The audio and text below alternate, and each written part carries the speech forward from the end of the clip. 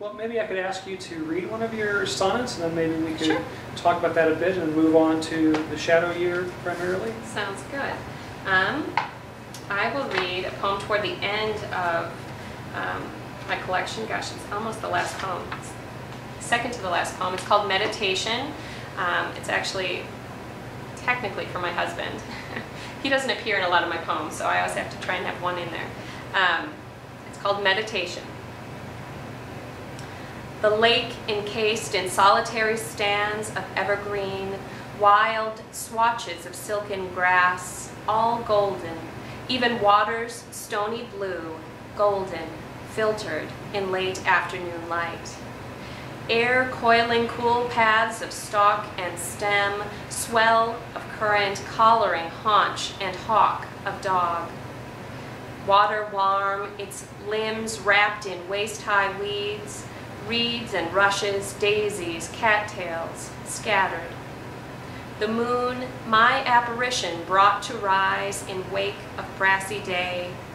Our solitude sought like tufts of seed aflitter, all downy as sunshine, all falling westward to shadow.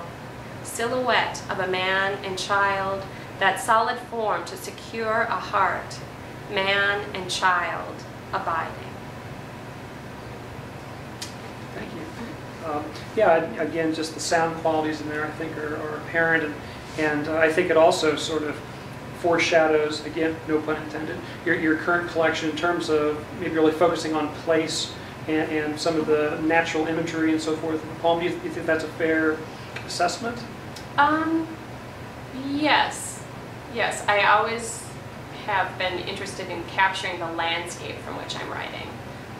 It's interesting, when I went home to Minnesota and read some of these poems at several readings in Minnesota, I had some neighbors from where, I mean, like literally my two neighbors on either side of our St. Paul house came to one of the readings, and afterward they came up and they're like, oh, that's our backyard. I mean, they're familiar enough with the landscape that they were like, I know exactly, you know, the tree you're talking about, that's my tree in my yard. And I was like, yeah, that's your tree. Is it really their tree? Yeah. Oh, okay. No. You just were playing along with them? No, okay. No. I mean, and so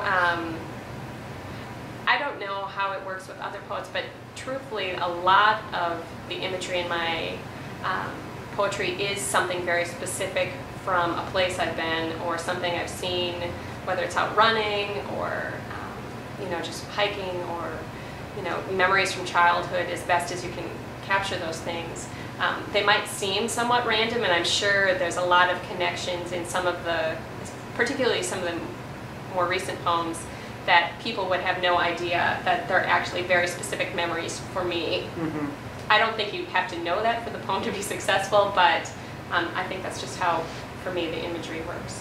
Well, I mean, I really like that poem, and yet I have obviously never been to your neighbor's backyard. Then you're like, weird if I had. Yeah. So no, I think it transcends having to know the specific location, that kind of thing. Absolutely. Well, let's go ahead and shift gears a little bit and talk about your newest collection, The Shadow Year. Is that a pretty rock solid title, or do you think that's still maybe? No. No, it's not. It's probably not going to be the title except for the poem. Okay. It's changed. Okay. Well, it's as I mentioned earlier, it's a very, in my estimation, very ambitious collection in different ways. For one thing, you're really playing with a lot of different forms. I mean, obviously the sonnet, you know, is very focused in that regard, that collection, but also really drawing from a lot of different sources. I mean, there's a lot of research that's gone into this collection in terms of, you know, reading, you know, writers from centuries ago to very contemporary and current writers and so forth. So maybe you could just kind of tell us a little bit about kind of the overarching, you know, agenda of this collection, and then we can get into some of the nuts and bolts of how you wrote it or how you're writing it, that kind of thing. Sure. I'll try to be very brief because it could go on forever. This collection started with time in Chicago. Had a new child and actually was pregnant at the time, and when you have a toddler you don't have time, and so I was in the loft program right before we moved to Chicago, and Arthur Z had brought up the idea of the haibun as a form, and haibun is a travel, basically a travel narrative with haiku interspersed, and the most famous is Vachel, Narrow Road to the Interior. So of course I was reading a lot of Vachel and a lot of Isa at the time. He also has a good haibun called The spring of my life, I think is what it's translated to.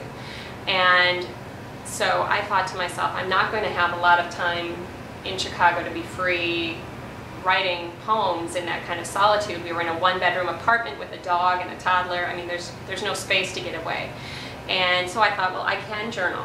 I can do a journal, and haiku, I can just write down some ideas, and then I'll turn that into a collection. So that's what I did when I came to Springfield. I typed up the entire journal, literally word for word, and then started pulling out, started creating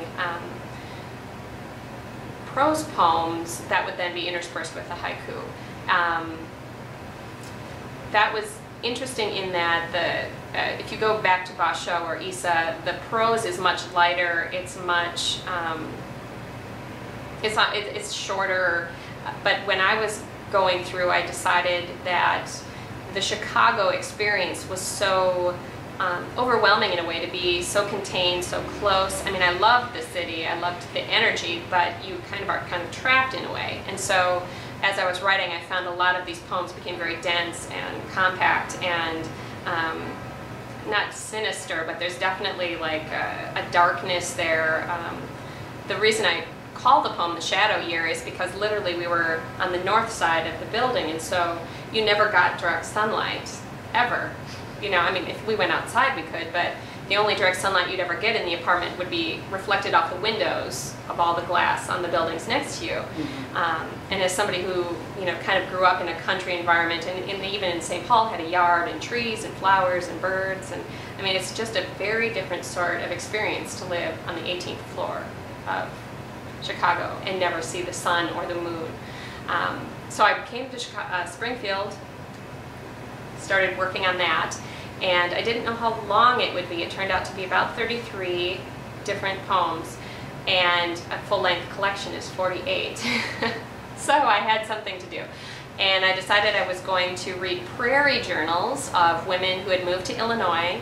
I read through 2, and I was going to pull out from them, and I thought originally that I would write these kind of prairie landscapes and then have their voice kind of come in and out and talk about solitude as opposed to loneliness. Like, it's how do you be lonely? How are you in solitude? Where do you find kind of that intermediary? Because of course, again, I moved here, I had 2 young children, new place, no family. That's just kind of where I was at that point I started writing. And it never got there at all. I think I have one poem that has quotes from those 2 prairie women that I read. Though I did explain a lot about Illinois, I have to admit. I understand the state much better after reading the prairie journals about how it was settled. That cleared up a lot of questions. And then I just had started reading some scientific-oriented books, one on parallel universes, which is fantastic, called The Hidden Reality by Brian Greene. And I, at the same time, was reading something called Microcosmos by, I'm going to forget their first names, Lynn Sagan and Lynn Margulis and somebody Sagan. And that talked about evolution from like the microbes. So basically, you know, what was here before anything and how evolution kind of happened and how we're still evolving. And surprisingly, I found that there was a lot of connections between the universe of a microbe, which becomes the world, and the universe, the big unknown. So that kind of worked in there too. So loneliness, solitude, and what is the universe? How big is it? Is it small? And of course, when you start talking universe and size, and then God somehow got in there, which is unusual because it's not something I've ever really, I don't think, written about a lot before. So there's definitely some God floating in the ether. Right, and as I mentioned to you before we kind of did the interview, but we're preparing for it, to me it doesn't seem like necessarily like the Judeo-Christian God per se. It's a different sort of God concept. I don't know how far you want to get into that, but how would you define God as you're tending to use it in these poems? I think an easy question for you, I realize, yeah. Safe, easy answer. Really the God of unknowing. I think there's so much in our contemporary culture where one person knows that they're right, and no one else can be possibly right unless they agree wholeheartedly. And so when I think about God in those terms, God becomes something that truly is unknowable. And so I have a deal of skepticism, not toward people who have faith or who are religious, but those who claim that God is knowable to them and should be knowable to all of us by their same interpretation. Does that clear that up? Oh, yeah, absolutely. Did I just step on everybody's toes? No, I think that's fine. I think that's fine. Well, let's talk about the Haibun for just a minute, because it is an unusual form, and to be honest with you, I had never really heard of it before. You know, you and I started talking, you shared some of your Haibun, and again, maybe you could show just kind of physically, because it has sort of an unusual look even on the page. As you said, it's a kind of a block of text as you've gotten it, and then there's the short haiku that follow it. And I know that the block part is really almost more of a prose poem. And then obviously the haiku has the typical haiku elements, although not the syllabic pattern that a lot of people associate with haiku. So I don't know, how would you describe like the difference between the larger part, the prosier part of it, and then the haiku itself? I should probably say that in my interpretation of the Haibun, based on, well, certainly based on Vachel or Isa, I have read some contemporary Haibun too, and I think my prose sections are much more less like prose and more like poetry, in that there's a lot more play with sound. A lot of the contemporary ones, and you know, Vachel and Isa, the prose is really prose, and I think so. For me, it's more prose poem and haiku, which is, I think, slightly different. I think it's in the spirit, but I should mention that if you're going to be truthfully writing a haiku, it is much more actual prose. And if you're doing a travel journey, it would be, we walked along the road and we saw some whatever, and then there's a haiku. So there is a little bit of a difference. And now I forgot the beginning of your question. Well, again, just sort of the contrast in terms of going about writing the more prose poem part versus the haiku. Did they follow one after? In other words, did you write the prose poem and then immediately would write the haiku to go with that? Or did you write like several of the prose poem portions and then go back and write several haiku to go with those? Actually, I had the haiku in my journal in Chicago. So most of the haiku were poorly written in Chicago. I mean, poorly. They were not good haiku. But I was just trying to capture image. Like when I was in the journal and writing, I would try and capture image as much as I could in little bits of haiku. So the prose, actually what would happen is I would read the journal as I had typed it up, and a line or an idea or something would come to me that I usually pulled, maybe not directly out the same words, but you know, the idea or something would come out, and then I would, you know, condense it in. There's actually a lot of research in this one, the shadow year as well, because as I was going through, I discovered that I had, there's one poem, for instance, where I was trying to talk about the Michigan Avenue Bridge, which has got some funky new name now, I can't remember what, but it has 4 different, I'm not going to even use the correct term, but each of the pillars on the corners of the bridge going over the river have these kind of mural statue depictions. And so I was writing a poem about the Great Fire of Chicago, which for some reason I felt like I needed to have in there. And I had to go and look up more about this sculpture and what it meant. And so then the words actually of the sculpture and the descriptions I was reading in it and you know what it represented started flowing into the piece too. So yeah, the prose mostly came from lines from my journal, which I then heightened out of prose and tried to make it as much, you know, this sensory kind of compact thing. And then the haiku, it was literally just looking at all these different ones I had and saying, well, that one seems to go there. And then I had to do a lot of revision. And I still actually think I need to revise some of the haiku. I don't think they're all as good as I would want them to be. Do you think that the connections are usually imagistic, or are they thematic, or both? Or how would you, what was your decision to say, oh yeah, this haiku does definitely go with this prose poem? Some of it was seasonal, because the whole poem follows summer through basically spring, because that was the time frame of our time in Chicago. So some of it was seasonal, because you couldn't, slap a winter haiku in the midst of summer.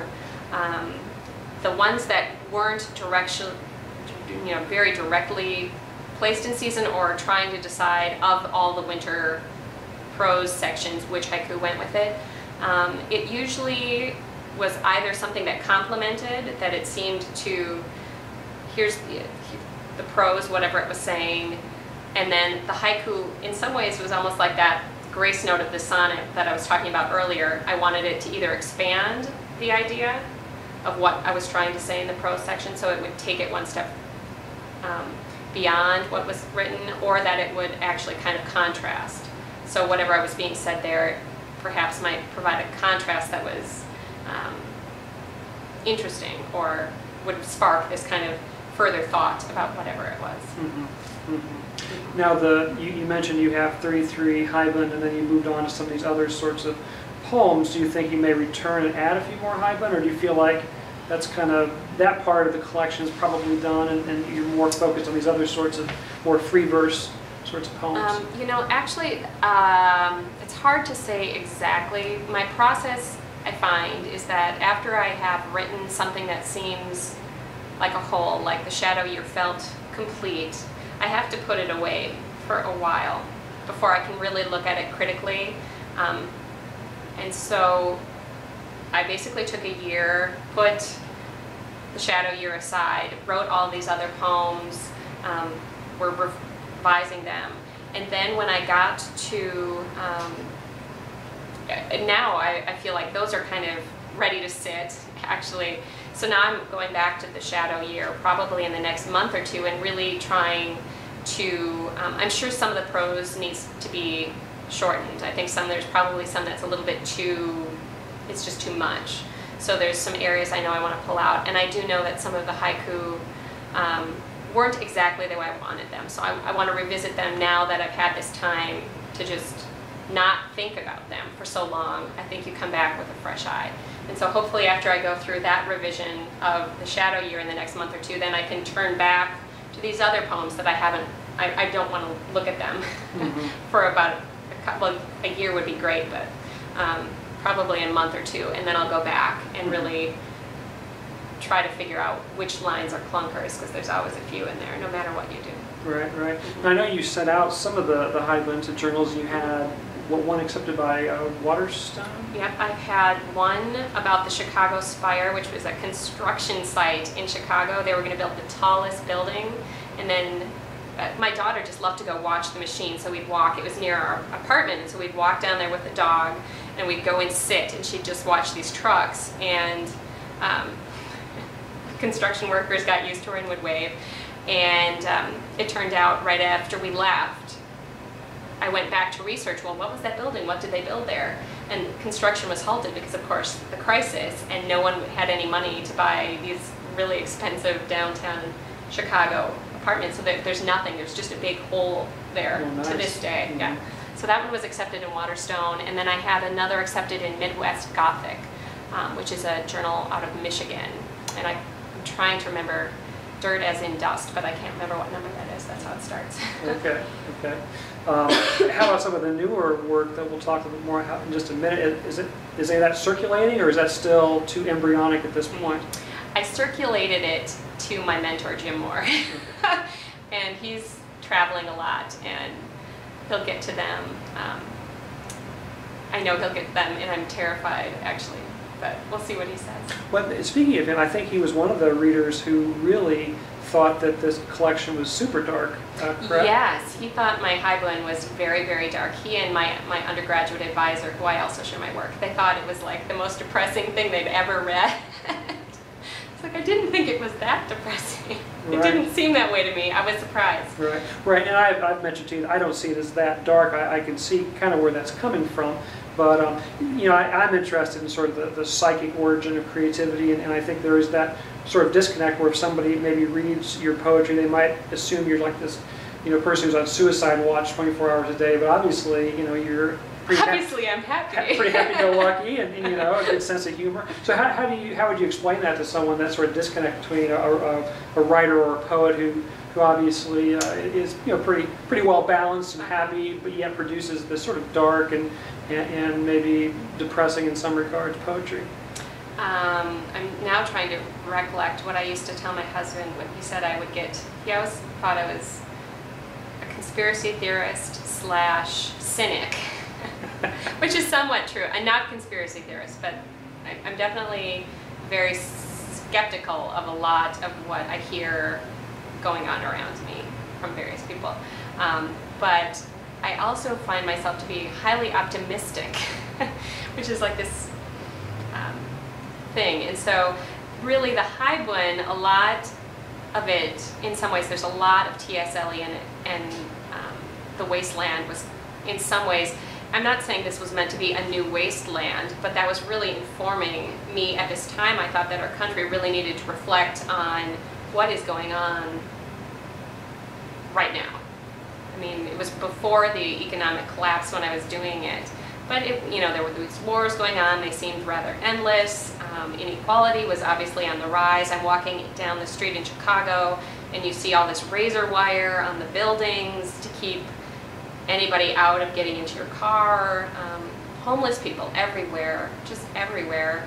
In the middle of the night, this is one thing I've never gotten in there that I've always wanted to, is this screaming that we used to hear about every week, really early, about 4 in the morning. We weren't sure if there was like somebody delivering newspapers at that time that had some sort of issue, but almost every week we would hear just this piercing screaming coming up from the streets around the same time. And right around Christmas, there was actually ho, ho, ho. It switched. That was the only time it switched, was very loud, ho, ho, ho. But there's so much kind of disparity of wealth. We were living right by Northwestern Hospital, which is right in Streeterville, which is basically backs the Michigan Avenue with all those shops, Coach, and I mean, you could just see this disparity of wealth. And so I think that's why it's somewhat dark in a way, because I was trying to grapple with, you know, how fortunate I was as a person to kind of all this weird stuff I was seeing, and then this other life of very, very, very wealthy people, all shoved together. It was disconcerting to me. So. Yeah, and we've talked about how place is so important to you, and ironically, even as you get into these sort of, I guess I think I called them galactic poems in an email I sent you recently, even that is a sort of place in terms of that. Is that again a sort of accidental thing that's happening in the process, or are you thinking about, because you've got these very specific Chicago-based poems, then you've got this prairie section, that you're going to have another place type of theme? At the universe as a place? Yeah. You know, truthfully, if I had any scientific talent in the world, I always wanted to be an astronomer. I thought it would be the coolest thing in the world to be that person who's like out in the, you know, desert staring through the telescopes. So part of it is that I've always been fascinated by stars, and the Star Trek idea of traveling and being beyond. So that's part of it, and it does feel like a place to me.